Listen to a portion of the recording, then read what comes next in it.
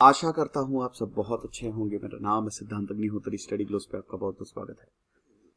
ये द हिंदू की खबर है दोस्तों। अरुणाचल जो है, it will showcase heroic village on 75th independence day near China border. तो दोस्तों, काहो विलेज की हम बात करेंगे, काहो गांव की बात करेंगे, जो कि अरुणाचल प्रदेश से लगभग 550 किलोमीटर दूर है। मतलब ईटानगर से, अरुणाचल प्रदेश की कैपिटल है ईटानगर, और वहां से लगभग 550 किलोमीटर दूर है। तो चलिए आगे बढ़ते हैं। ये इंस्टा पे हमारा नया पेज है और टेलीग्राम पे आपको पीडीएफ मिल जाएगी। तो 75th इंडिपेंडेंस डे हम मनाने वाले हैं। 1947 में हम आजाद हुए थे। तो काहो, जो कि चाइना बॉर्डर पे एक विलेज है, आपको बता दूं कि चाइना अरुणाचल प्रदेश को भी अपना कहता है। चाइना अरुणाचल प्रदेश को अपना मानता है, कहता है कि वो तो हमारी पार्ट है। तो अब अरुणाचल प्रदेश को लेके भी एक डिस्प्यूट है। चाइना हर किसी को अपना मानता है बेसिकली, उस पे जिसकी नजर आ जाए बस कि वो हमारे ही। तो यहां पे एक गांव है काहो। 1962 में जब भारत और चीन का वॉर हुआ था, भारत चीन युद्ध में, आपको पता है कि भारत की हार हुई थी। भारत की हार किस लिए हुई थी वो मैंने बताया, लेकिन उसके बहुत सारे रीजंस थे। तो हमारे पास मॉडर्न इक्विपमेंट नहीं थे, हमारी आर्मी ऑर्गेनाइज नहीं थी, इनएफिशिएंट लीडरशिप, जिसकी वजह से हमको हार का सामना करना पड़ा था। ठीक है। तो अब ये नॉर्थ ईस्ट रीजन में हुई थी। पहली बार हमारे जो जवान हैं वो ऐसे दुर्गम इलाकों में लड़ाई लड़ रहे थे। आपको बता तो उनके पास मॉडर्न वेपन्स तो थे ही नहीं, साथ ही साथ उनके पास जो ठंड में आर्मी को कपड़े चाहिए होते हैं वो भी नहीं थे। वो जो मोटे बूट्स होते हैं ना, वो भी नहीं थे। बड़ा मुश्किल था लड़ना। और आपको बता दो कि वहां पे टेम्परेचर भी, ये लद्दाख वाले एरिया में, क्योंकि पूरी हिमालयन रेंज है ना, टेम्परेचर -20 डिग्री सेल्सियस जाता था। और जाता था क्या, ये चीज है।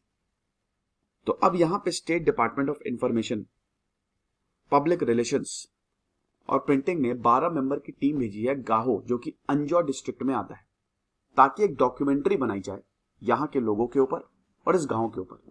सर, अब डॉक्यूमेंट्री बनाई क्यों जाएगी? ऐसा इस विलेज ने क्या कर दिया 1962 में।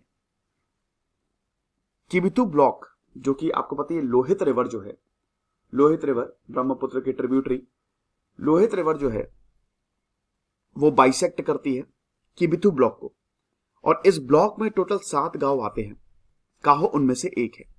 जब 1962 में चाइना ने अटैक किया तो ये विलेज ऐसा था, क्योंकि भारत के जो जवान थे दे वर आउट नंबर्ड।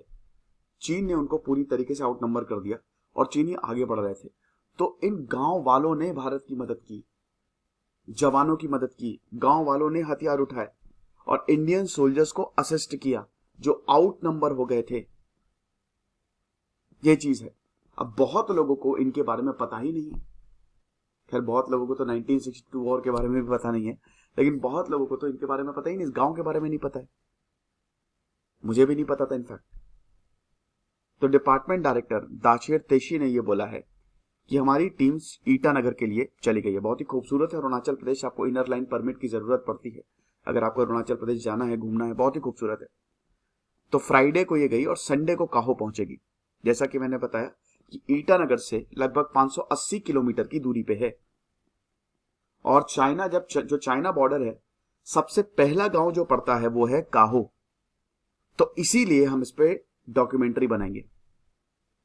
यहां के जो लोग हैं, क्योंकि नॉर्थ ईस्ट है ना, तो पूरा ट्राइबल इलाका है, तो यहां के जो लोग हैं वो म्योर कम्युनिटी को बिलोंग करते हैं और बहुत ही कम लोग इसके बारे में जानते हैं। डॉक्यूमेंट्री जो है it is sanction by the state BJP government. राज्य में बीजेपी गवर्नमेंट है। और आजादी का Amrit Mahotsav 75th year of independence हम जब मनाएंगे उसमें हम इसको शोकेस करेंगे। ये चीज है। अंजॉ जो है, it is one of the 11 district of Arunachal Pradesh, जो कि चाइना से बॉर्डर शेयर करता है।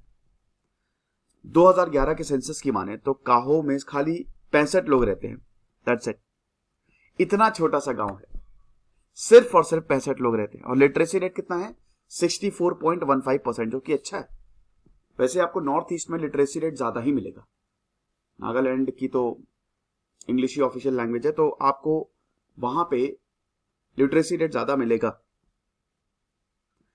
एक ऐसे ही पब्लिसिटी इवेंट ऑर्गेनाइज किया गया था दीप विलेज, जो कि लोअर सियांग डिस्ट्रिक्ट में आता है, 1 महीने पहले।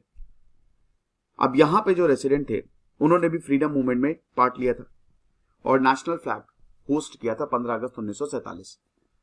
देखिए, ये जो इनिशिएटिव होता है ना, ये बहुत बूस्ट करने वाला है, ये लोगों को बूस्ट करता है। नॉर्थ ईस्ट को अक्सर हम लोग अलग मानते हैं, पता नहीं क्यों नॉर्थ ईस्ट पे इतना ध्यान भी नहीं दिया जाता है, क्योंकि वहां पे सीट नहीं है, लोकसभा राज्यसभा की सीट नहीं है। अगर लोकसभा राज्यसभा की सीट हो तो देखिए, सबसे ज्यादा लोकसभा 80 सीटें उत्तर प्रदेश की, विधानसभा की भी सबसे ज्यादा 404 सीटें वहां पे।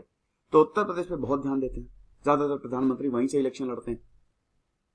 अगर आपको रिप्रेजेंटेशन जब तक आप नहीं दोगे तब तक वो लोग कैसे मानेंगे? इसीलिए भाई अरुणाचल प्रदेश में अभी मैंने एक लेक्चर लिया था कीवी वाला, कि अरुणाचल प्रदेश कीवी जो है बहुत महंगा फ्रूट है, और अरुणाचल प्रदेश में क्या शानदार कीवी होता है।